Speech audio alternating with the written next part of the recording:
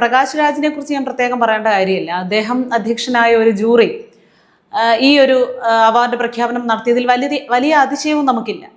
ആളുകൾ വിവരറിഞ്ഞ് വിളി തുടങ്ങി. അമ്പലപ്പാട്ടുകാരോട് നല്ല സ്നേഹമാണല്ലോ എല്ലാവർക്കും. വേടൻ എഴുതിയ വരികൾക്കാണ് സംസ്ഥാന സർക്കാർ വലിയൊരു പരിഗണന കൊടുത്തിരിക്കുന്നത്. ചെറിയൊരു മിസ്അണ്ടർസ്റ്റാൻഡിംഗ് പറ്റിയിട്ടുണ്ട്. പ്രകാശ് രാജ് പറഞ്ഞത് is the sound of the younger generation today, and song had lives, aspirations and dreams of the youngster. ആരോ പറഞ്ഞ് പൂതി കയറ്റി വെച്ചിരിക്കുക.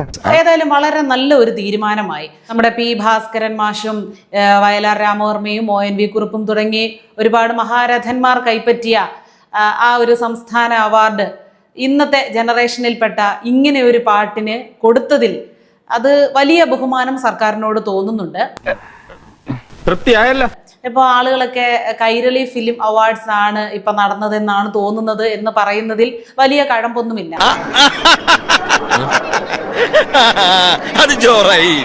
ഗാനരചയിതാവ് ആരാണ്, ആ പാട്ട് ഏതാണെന്നൊക്കെ ചോദിക്കുമ്പോൾ കുട്ടികൾക്കും കുറച്ചുകൂടി ആവേശമാവും. നല്ല മാതൃകയാണ്. വേടൻ ആരാണ്, ഇത്രയും നല്ല വരികൾ എഴുതിയ ഹിരൺദാസ് മുരളി ആരാണ്, അദ്ദേഹത്തിന് സമൂഹത്തിലുള്ള റോൾ എന്താണ്, അദ്ദേഹത്തെക്കുറിച്ച് അന്വേഷിക്കുമ്പോൾ നല്ല ചരിത്രങ്ങൾ കുട്ടികൾക്ക് കിട്ടും. അതും അവർക്ക് മാതൃകയാക്കാവുന്നതാണ്.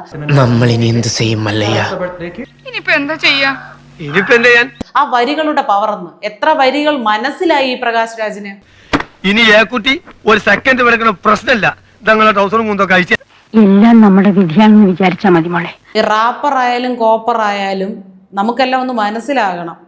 അല്ലാതെ സർക്കാരിന്റെ സ്വാർത്ഥ താല്പര്യങ്ങൾ സംരക്ഷിക്കാൻ വേണ്ടിയിട്ടാണ് സകല പരിപാടികളും നിങ്ങൾ നടത്തുന്നത്. പിടിച്ചു പറിക്കാൻ പറ്റുമോ? തരണതല്ലേ വാങ്ങിക്കാൻ പറ്റുള്ളൂ. ഏതായാലും വേടന് സമ്മാനിച്ചതിനല്ല, വേടന്റെ ഈ വരികൾക്ക് മികച്ച ഗാനരചയിതാവിനുള്ള നമ്മുടെ സംസ്ഥാന പുരസ്കാരം സമ്മാനിച്ചതിലുള്ള പ്രതിഷേധവും അനിഷ്ടവും ഇവിടെ അറിയിക്കാൻ ഞാൻ ആഗ്രഹിക്കുന്നു. അങ്ങനെ പറയല്ലോ ഓമനെ, എന്റെ ചങ്ക് തകർന്നു പോയി. വരും കാലചക്രം തിരിഞ്ഞു വരും.